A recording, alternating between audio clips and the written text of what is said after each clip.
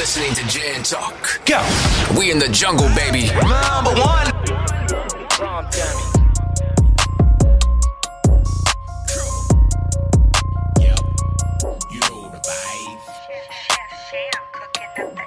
This that gin talk, this that gin talk, this that sit down gin'll make you zen talk. This that gin talk, this that gin talk, this that take a shot gin my best friend talk. This that gin talk, this that gin talk, this that sit down gin'll make you zen talk. This that gin talk, this that gin talk, this that take a shot gin my best friend. It's the Gen Talk Podcast with your boy Mike J. It's me and Trav today. Everybody else, they're busy right now, but they will come back on the next episode. Today, we got a very, very, very special guest with us. We got the one and only Mr. The author, Larry Smith. How you doing, sir? Doing all right, man. Doing good. That's good. That's good. Good. We happy to have you. Oh yeah, definitely. Now you got a film coming out. It's called The Other Side of Ecstasy. Yeah. Now I'm looking at the description of it and everything. It's just like, wow, that it go through all that and still have the redemption to do, you know what I'm saying, have come back from that, which is hard to do, and you're standing here with us right now talking. That is amazing. Mm-hmm. Yeah, not very many people can look at it from that point of view because, you know, no experience is like the person who experienced it. You know what I'm saying? So it's like, this is the best way I can, you know, get someone to see what I went through without them actually seeing what happened by making a movie and writing a book, you know? Yeah. Hmm. So like, this is like, oh. No, go ahead. So like, so let's give a backstory on how you got to this point. Like, how did this story come about? Like, I know this was a traumatic experience. Like, can you get a little backstory on, like, what inspired you to write this book and produce this movie? Well, what inspired me to write it is because, you know, the whole ordeal when it happened to me in 2004, it was like, it was a phase in my life that I never want to experience again ever. It's actually the worst. It's actually the worst part of my life ever that I've ever experienced. And basically, you know, in 2004, I was living in a military town in Killeen, Texas. And, you know, long story short, I was living with some roommates, and one of the guys, you know, told me about ecstasy, and he was like, he pretty much hyped it up, you know what I'm saying? Like, in other words, peer pressure, you know, and I just went looking for it that night after I came from the club, and, you know, I went home and took it, and, you know what I'm saying, everything changed after that, you know what I'm saying? That, I feel like that is the real mechanism of the matrix that I went through, because, you know, one pill changed everything. Yeah. Wow, like, I'm glad, like I said, have you bounce back from it. Like you said, it's one of the worst, pretty much the darkest part of your life. So like, it's good, like you, like, it seemed like with the book, and did that inspire you to start writing and get into writing books and writing movies and stuff like that? Did that inspire you? Yeah, actually, you know, I didn't write the book until years later, you know what I'm saying? And then after I did the book, I just realized after I did the movie, I realized that, man, I actually been, you know, not promoting, but trying to get people to finance and produce this movie and help me do it for 9 years straight before, you know what I'm saying? Like 9 years. And that just dawned on me after I finished filming the movie 2 months ago. I say, man, because I remember myself going here in Houston, going in different Starbucks, walking around with a business card, you know, that I created myself, because I do everything myself. And I'm walking around asking people, you know what I'm saying? Do you want to help me produce this film? And, you know, it's a film of my life. And, you know, it really all came down to what we all must do when we want to do something. I did it myself. I did it all myself. I put up all the little money I had. I put it up, you know, and I didn't have a lot of money. I didn't shoot that. This is what you call a low budget film, but you know, I don't look at it like that. I look at it like, you know what I'm saying, something is big to me because it's my story, but it's a message that lies in the story.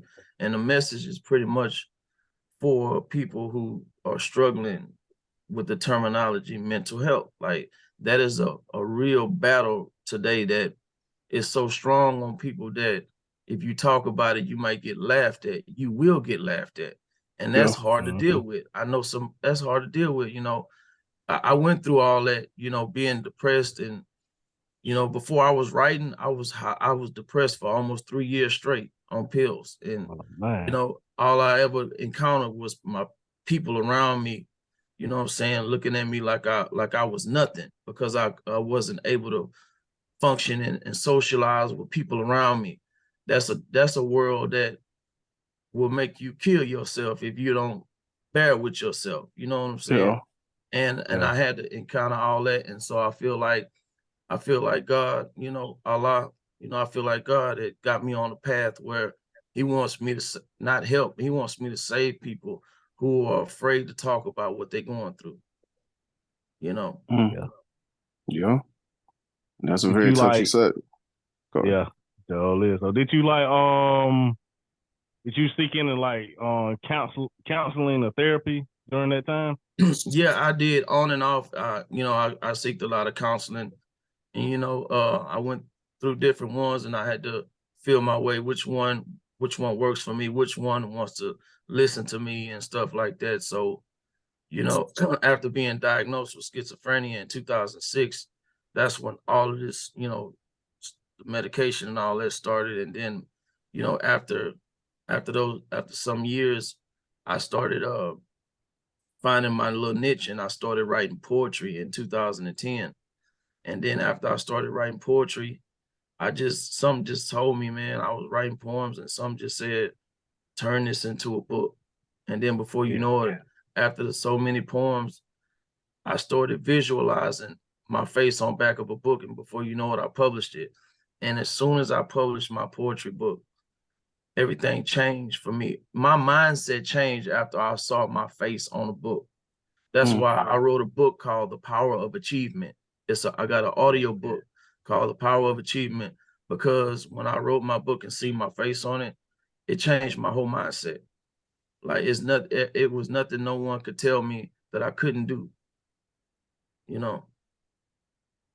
Yeah, that was like this is the same as like, you know, when the saying people complete 99% of what they write down. Like once you envision something, you write it down, you see it all. They keep you through it, get you through it. Like and going back to the mental health, like I work in mental health, so when people like you say, when people like you give people who struggle with the same thing something to look up to, like something to aspire towards. Like a lot of people suffering. I see people suffer from it every day. So do you do any like go to like, I don't want to say this like as in a preaching way. Do you minister to like people who like suffering from mental health? Like you go back, like this was my story. This is what I did to help me. Maybe you should like helping them with find their niche. Yeah, well, that's the underlying message in what I'm doing with the movie. And it's like I haven't got a chance to be hands-on with people yet, but I was like, I take pride in saying this, but the clinic that I was getting medication from for so long and going to, they ended up hiring me a few years ago, and I started working for them. And but you know, I didn't get a chance to work too long with people, but I got a feel of what it was like. And I want to do that again, but I'd actually like to be in a, you know, an actual hospital setting, you know what I'm saying, and working with them, working with people, and being one-on-one with them, so I can, you know, really, you know, touch bases with them and let them know what helped me get to where I'm at. And nowadays, people taking drugs and all that stuff, a lot of stuff was being laced and stepped on and everything. I can remember a time where I did marijuana and I had, I think, an episode of panic attacks. I didn't know what was wrong with me, but I just know my mindset was changed after that. Yeah, And trust me, and I can feel what you're saying about getting medication and all that stuff. yeah. It's a dark road. It's a dark road. But do you Hmm. feel like once that happened, what were all the obstacles you had to go through just to get back to? Because I know there was days you just like, I don't feel right. I just don't feel me. I don't feel like I'm in control of something. Has that ever occurred to you when you was going through those episodes? Very much so. Early on in the stages of when it first happened, but I'm not gonna lie. I'm not gonna sit up here and I'm not gonna sit up here and just throw that to the side. I have to say it.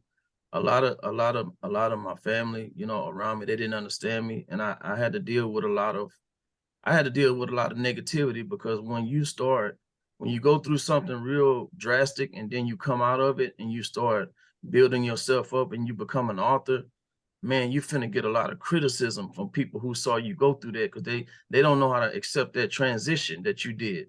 And it's Yeah, like they have a very negative mindset. And it's like that's been my biggest fight with me. You know what I'm saying? Like getting people to understand, like, okay, I'm just I don't know how else to put it, but anybody can take it this way, but I'm not how you see me. That's just how I move. I'm not how you see yeah, me. You know what I'm saying? yeah, No matter how you see me is not is it doesn't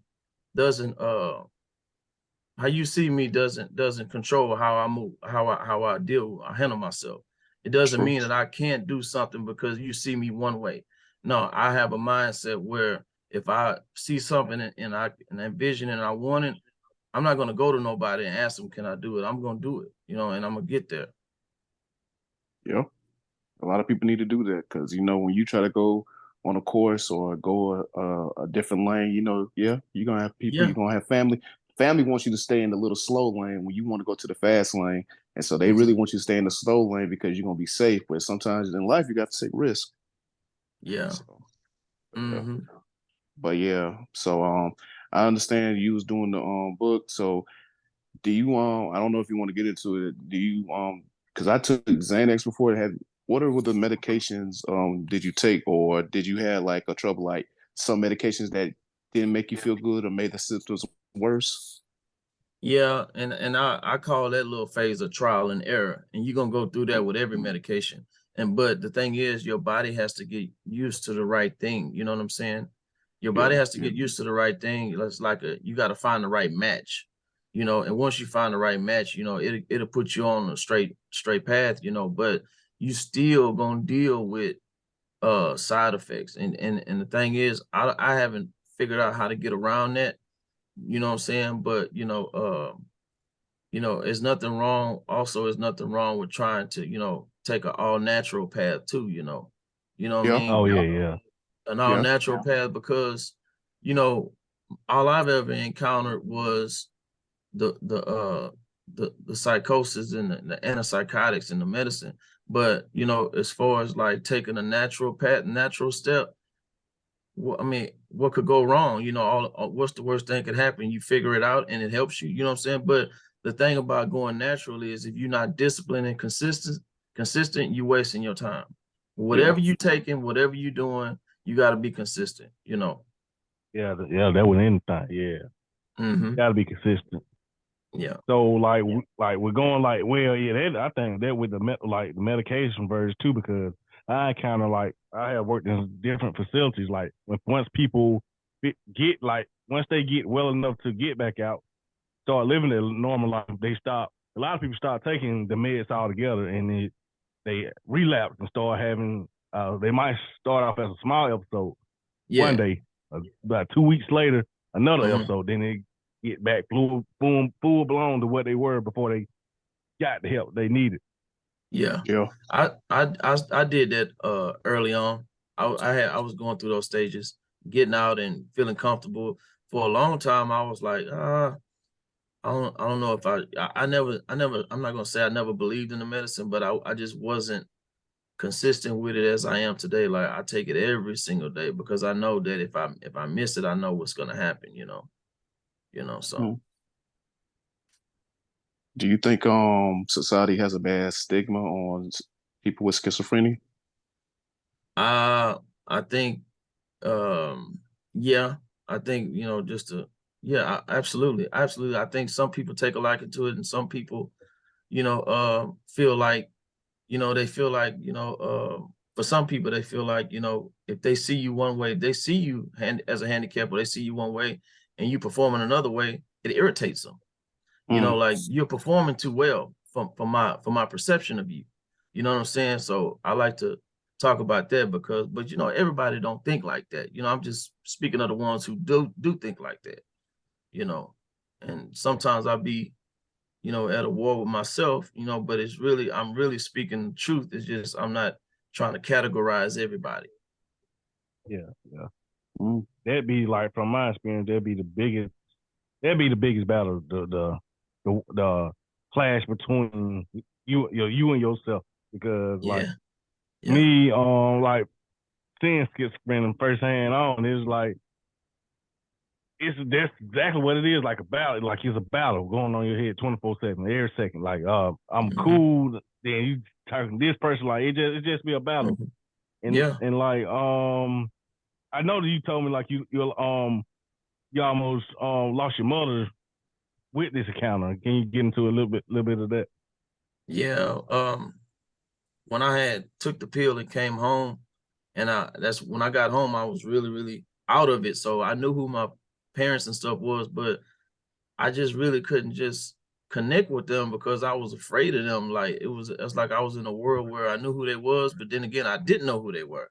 So it's Mm. like one night, what I'm saying? I was really struggling and battling with the devil, you know what I'm saying, thoughts in my head. And it's like he was really trying to convinced me to do certain stuff that I just would have really regretted today, big time. Like a lot of I didn't talk about it for a while, and I'm talking about it now. But I tried to poison my mom, and this is in my movie, like because I was at my worst, you know what I'm saying, and I was like, it was either it's like I had God on one side of my brain and the devil on the other side, and I was like, right at that point, the devil was taking over.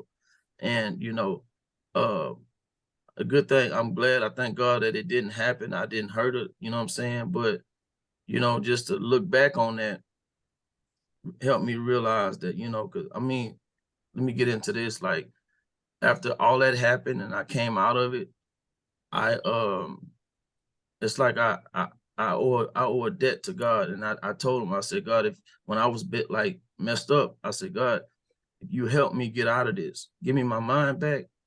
You know what I'm saying? If you give me my mind back, I dedicate my life to helping people who struggle with this stuff, you know. So that's Mm. where I'm at right now. Like I'm going full throttle, just sticking to my word with God, you know. Mm. Yeah, yeah. That's all right though. That's So like you saying you started on this journey to produce a movie 9 years ago. Can you give some of the like I know you talked about for us the funding. Can you go into some of the more obstacles you faced in trying to get funding and just Yeah. Yeah. locations and all the different stuff with filmmaking? Yeah, I didn't really understand it at first, you know what I'm saying? I didn't know nothing about filming because I was always writing, you know. And then like I was saying, I was going different Starbucks, passing out cards, trying to get people to fund it. I didn't know nothing about it, but you know, like yeah, back then I was just walking around and asking different people and stuff like that, and I was just visualizing. I was just visualizing, and it's like I just couldn't get it to happen because I didn't have the budget. You see what I'm saying? The budget Yeah. is a mm. major thing in film. It's not everything, but it's major. It depend on how big you're trying to go with it.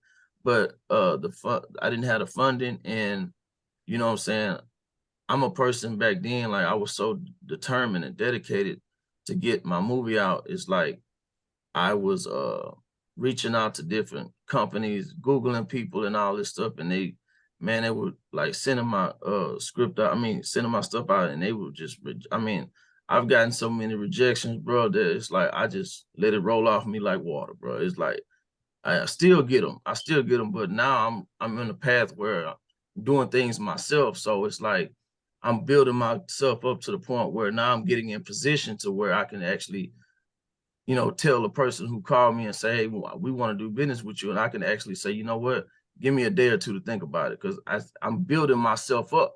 You know what I'm saying? Because I had to learn that, because for so long I was chasing, you know, my dream, and that came with, you know what I'm saying, a lot of inexperience about the business and how it go and stuff, you know. So I was just getting a lot of rejections, you know.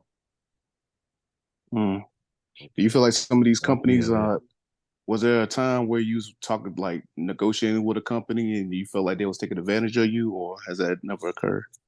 No, no, I've never felt like they were taking advantage of me. I feel like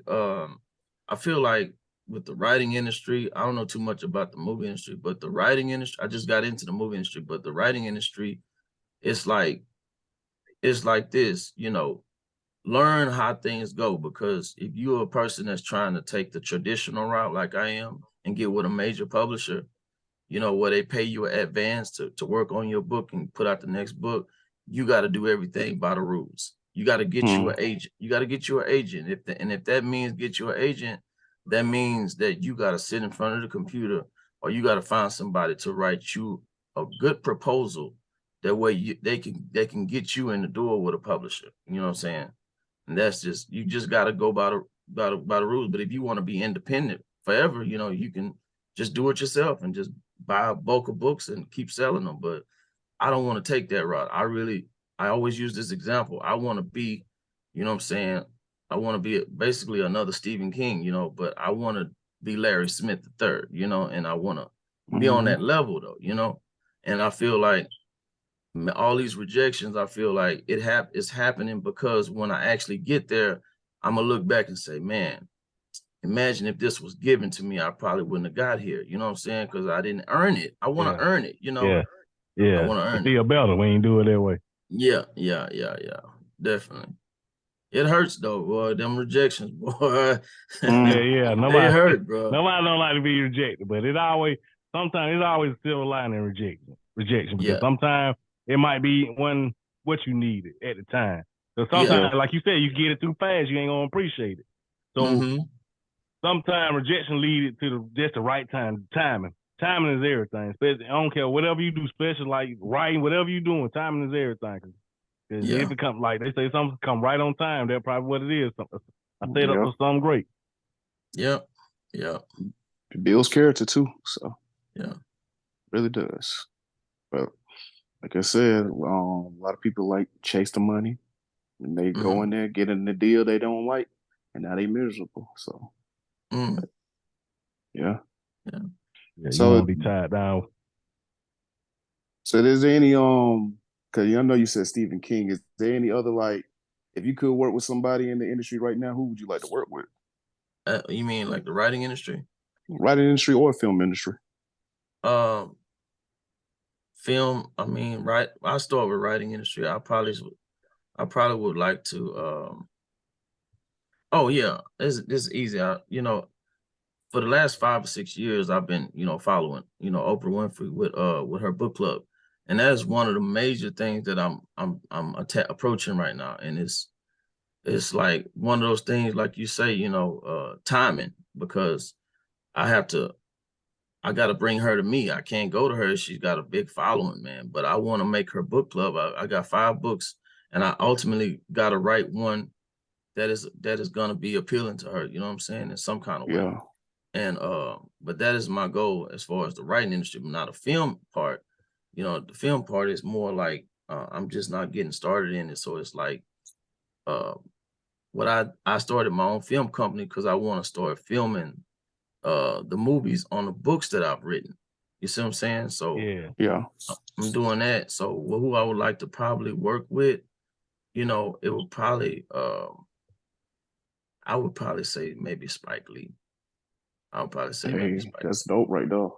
Yeah, I would like for Spike Lee to see one of my films, you know, and just want to take it and get new actors and revamp the whole thing and do it in the place where it happened at. Like for example, my movie that I just filmed, the story took place in Las Vegas. You know, like let's go there.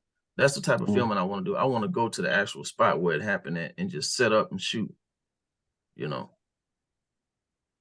Yeah, that'll be That's dope right there. Because really, like you saying, like film, to me, film and writing, book writing go hand in hand. Because you need writers like, it's something that it inspire one another. Like a book, you might see a movie or a show that inspired a book. We see it all the time. Books, TV shows and movies are inspired by books all the time. Like they go hand in hand with each other. Yeah. Everybody go to the different genres, and then they try to take their little spit on it and turn it into something else. Cause they got a inspiration from a different genre in the movies or the writing industries. So, yeah. But I didn't mention though, but I'm finna take this film and I'm finna submit it into this film festival called Indie Night Film Festival. It's a guy who owns it is Dave Brown, and he got 2 locations, one in California and then one in Atlanta, where they host the festivals at. So I'm just gonna submit it and see what it do, man. I'm gonna submit it and see what it does and see what happens and just wait. Hey, and that'll be dope. I'm pretty sure you're gonna get it. Like, speaking of your film, like I see you had posted the premiere. Like, where all it will be available to well, the premiere was yesterday. The premiere, we had the premiere at the theater in my hometown, on my side of town, at a theater over here, and it went good, man. It was exciting, man. You know, I had a ball. Yeah, everybody got to come out. We sold about 30 tickets. You know, the seat capacity was 35, but we sold 30 tickets. So that was like, oh man, yeah. That was a good my website sold out. Yeah. You can run with that. Yeah. But yeah. That's powerful right there, man. I know some days you wake up and you just look at where you came from and you look at where you at now. I know you could be proud. I am, man. Just looking back, not that you mentioned, but looking back and then looking where I am right now, I still got a ways to go, but man, I've came a long way. I've came a long way. Yeah, a long way. You really did. But that your story. This is very inspiring though, because it's so many people who don't bounce back. It's so many people who their story end right there. So your story keep on going and inspiring other stories and showing other people like, oh, I can make it out of this. Like there, you pretty much setting a blueprint for somebody else. A lot of people out there. Like for especially schizophrenia, like I said, I work in mental health. I see it almost every day. A lot of people like get stuck, just out of their mind, like didn't make it back. You one of the lucky one that made it out of it. It's amazing, though. Yeah. And people be making permanent decisions off of a temporary feeling. I mean, I would just say if you feeling like you gotta go that route, why don't you just go ahead and take a chance at the hardest stuff in life before you even think about, the extremes. Because you never know. Because people be like, they said people who 99 times do that, they regret it instantly if they survive or anything. So you might as well just take life. Whatever's going through, you might as well face it head on. And you never know, you get a better outcome. Because you got if you wake up every day, you got a chance. Every day is a different day, you got a chance. That's a blessing. You got a point there. Yeah, majorly, you got a point. Yeah. But I say that because depression is real. I know a lot of people go through depressions. And I can feel with your stories and all that, man. Because trust me, I'm still, like you said, I still got a ways to go. But looking back from the depression, the dark days back in 2016 and 15, yeah, man, I came a long way too. And this is talking to you, coming on the podcast and everything. Is really it's good to know that I wasn't alone in a fight. So, I appreciate you coming on. Oh yeah, thank you, man. Yeah, I told your story. Like it helps a lot of people. Like before we let you out of here, like, can you tell our viewers and our subscribers like where to find your book or where the movie will be located and how to find you? Well, yeah, my social media handles is my Facebook is Larry Smith III, and you'll see my movie cover on there. And then my Instagram is author Larry Smith.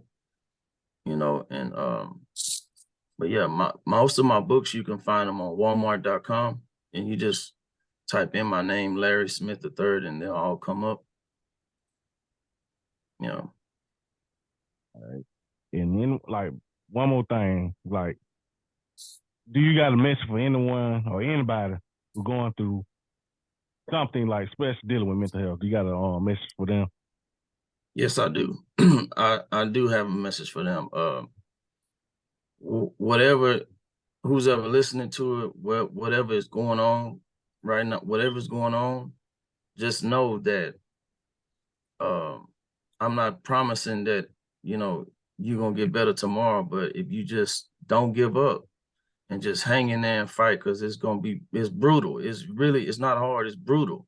But if you just hang in there and just look for ways to find a solution, because my theory is, if you got a problem and you don't deal with the solution, you're stuck with the problem. So you got to find ways to get the solution, and just don't give up, because I say that because imagine when I was trying to take my life in 2004. If I'd have took my life, I wouldn't be doing none of what I'm doing today. So you just never know what's in your future. Like I got a saying, I have to say this before we get out of here. Like I have this saying because of what I'm doing now, is that you never know. The worst thing that ever happened to you could be the best thing that ever happened to you. Because if it was that bad in your life, why don't you take it and turn it into a positive? Do something, make some shirts, like whatever, turn it into a positive.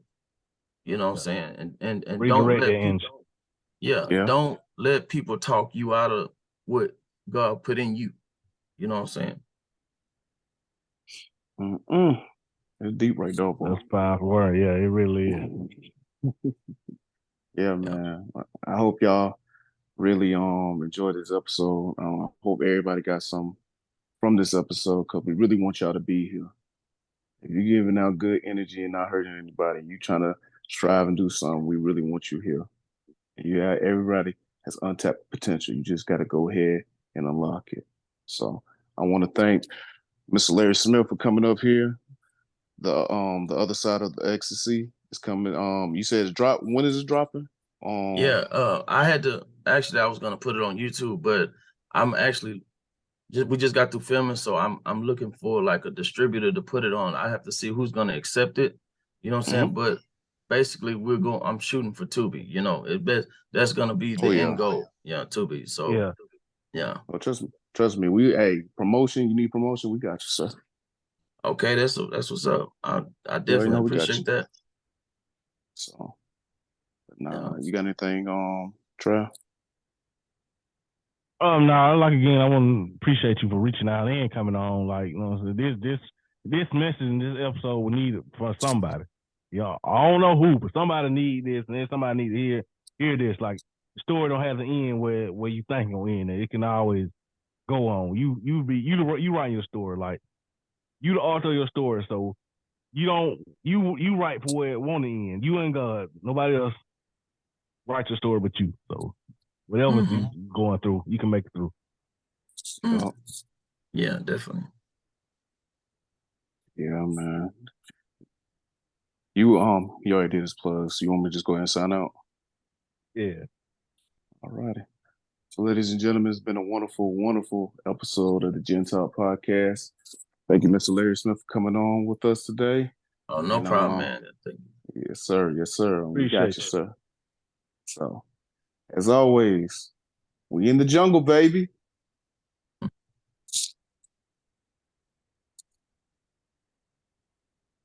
Good.